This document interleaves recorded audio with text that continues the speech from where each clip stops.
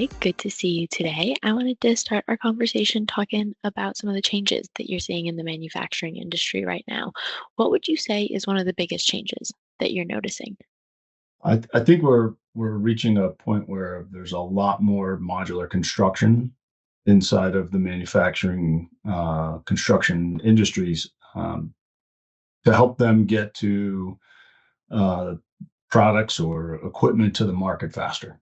Can you take a step back and define what modular construction actually is and what that means to you?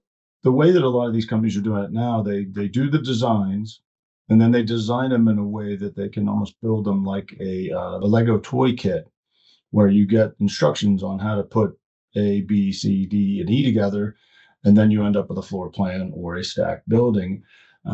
It's pretty impressive the engineering effort put in up front to create this very intricate kit that then gets assembled on the site. So something that might take 12 months to put together on site might now only take a month or two, depending on the scale and size. Thanks for taking the time to define that. Why do you think that manufacturers are considering modular approaches? From a business perspective, why does an approach like this make sense? If you said your biggest goal in the project to get a building built is to be the first person to market, speed to market is more important than cost. So if you want to have your product in the market for a longer period of time before any competition, you own the market. So as a business, that's a huge advantage. So I'm hearing that speed to market is first, and that this definitely it makes sense for people who want to be the first to the market. In terms of the facility itself and the manufacturing environments themselves, where does modular design make the most impact? And are there any situations where someone might not want to consider this for their facility? No, that's really good. I think it starts with scale. If you have a really small operation, it's not worth it. You can stick build a relatively small building, a couple thousand square feet, to 40 or 50,000 square feet without doing anything modular. And you can do it quickly. Now, maybe there's a modular component in that 40,000 square foot building where they might have one room that is so specialized it makes sense to do a small module for that. And there's a hybrid approach there. As you scale up, it really comes down to how fast you need that built. So once you get above 30, 40, 50,000 square feet, you start to get into manufacturing where you're going to put a throughput of product. The manufacturing product is 3 shifts, and you're trying to get a lot of material out to market in manufacturing. That's when it starts to see its real advantages. But it does come down to not just the scale of the footprint of the build, how big is the building you're building, but the impact that each square foot of that building has for your business. How does WB fit into all of this?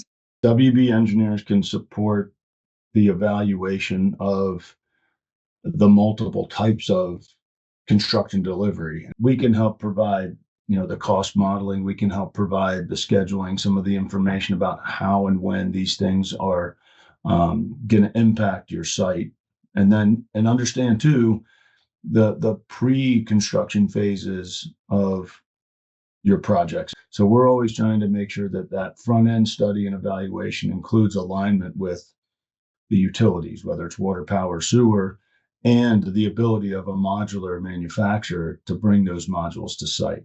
So that's an important aspect of where WB can help our clients make good decisions. So we've talked a little bit about what this looks like today. Looking ahead, how do you see modular construction shaping the future of these types of facilities over the next few years?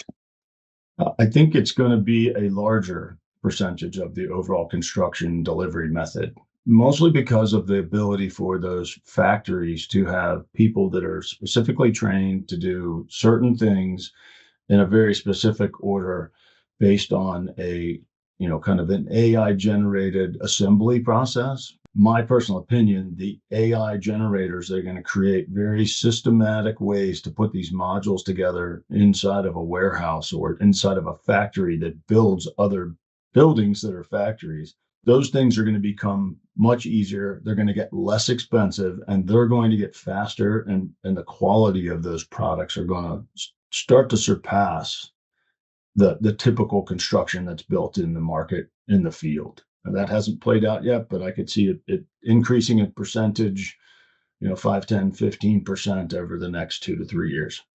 What advice do you have for people who are watching this? The one thing is that they should consider it, at least have it in the conversation as early as possible so that they get the chance to make those decisions and get the most out of their projects. And we're happy to help them make those decisions, but think about it early. Can you just elaborate a little bit? Like what specific types of questions should I be asking as I'm starting to think about this? So the first question you want to ask is how fast do you need this built?